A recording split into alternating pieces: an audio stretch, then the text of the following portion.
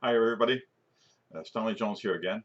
I want to talk briefly about the mask that we are being asked to wear locally and probably pretty much anywhere. So there's lots of good videos out there sort of explaining why masks are effective, and there's also many good videos out there explaining why masks aren't effective. Now, how can they be good videos explaining both sides? Well, it's simple, or maybe it's complicated. But masks are not designed to stop the COVID virus. Their viruses are too small for most masks to prevent the virus from getting through. Therefore, there is a lot of discussion about, well, if the virus can get through, then the mask is useless. Well, no, that's not quite true.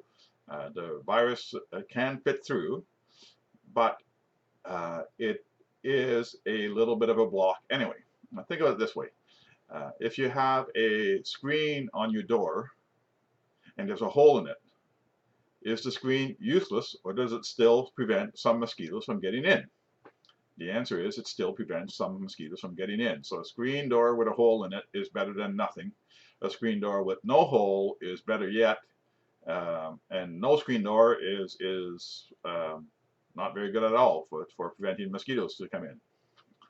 So let's give it some thought. So I have a mask here, and most people don't wear it properly or don't use it properly. If you want to protect yourself from things getting in, then you have to be very careful of how you wear it, how you touch it. So touching it like that, if your hands have enough contaminating the mask gets contaminated outside. If you then pull it down like that and have your thumb inside, then you're getting contaminated inside. If you're adjusting your glasses, if you're doing stuff like that, that's all bad. And people take it off. Actually, some people put it down on the chin, which of course, if you're putting it down on your chin to talk or something, well, now if there was anything on your chin, you got it on the inside of your mask and you put it back up, whatever you had on your chin is now on the inside of your mask and you're breathing it. So if you're trying to protect yourself from what's outside, you have to be extremely careful as to how you use the mask, and most people would fail in that category. If you want to protect yourself from what's on the outside, you should really be changing your mask every time you go into a new place. You should take it off when you leave that place, and you should dispose of it. Now, if you're trying to protect others from what's in you, then the rules are slightly less constringent. It doesn't matter that you wear the mask like that and pull it down like that, because when you have it up, you're going to reduce how far your breath goes, how far most of the viruses that are coming out of you will reach. Most of them will not go much past the mask. And if you pull it down and you get more viruses on your own chin and pull it back up, you're still not affecting anybody else. You're just keeping the virus to yourself. So as far as keeping the virus to yourself, the mask is somewhat effective.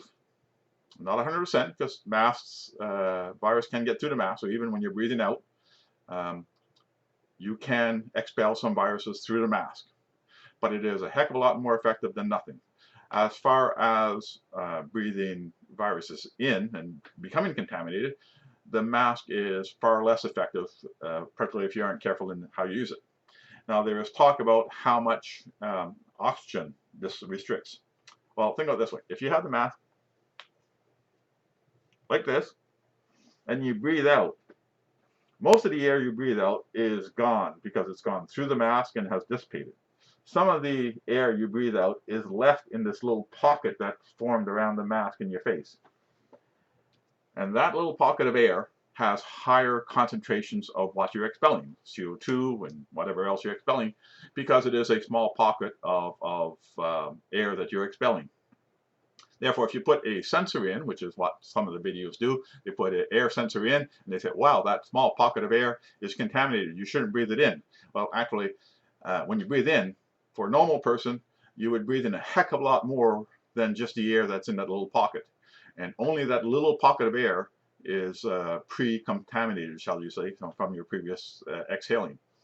Now, if you have a very shallow breath, and I don't mean just somebody with a typical shallow breath, I mean medical issues where they do not have a very deep breath at all, and the very shallow breath, then that small percentage or small quantity of air that's trapped inside the mask is a larger percentage of what they're breathing in and might be an issue. And I repeat, that might be an issue if you have extremely shallow breath. But if you have a normal breath, the amount of air trapped between the mask and your face is negligible compared to the amount of air you're breathing in. And therefore, the fact that there was a small quantity of air that was contaminated from your previous exhale is negligible compared to the air you're breathing in.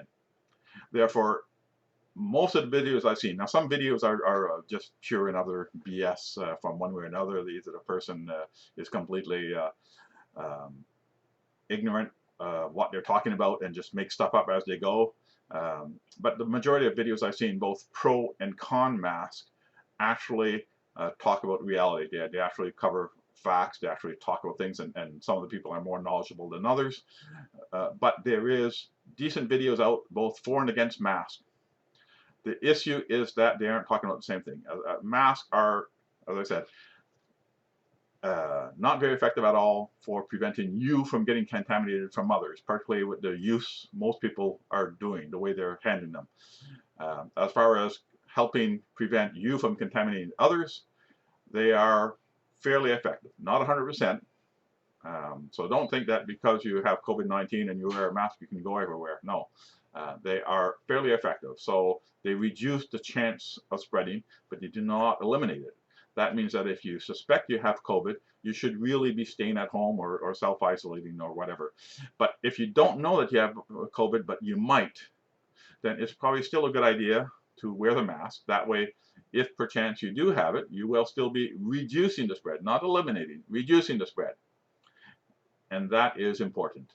So, I'll leave it up to you as to whether or not you want to wear a mask, but it is highly recommended in our area and probably most other areas. So if you're going into a commercial building, a store, something like that, you probably should wear a mask unless you have a medical reason not to. Thank you. Have a good day.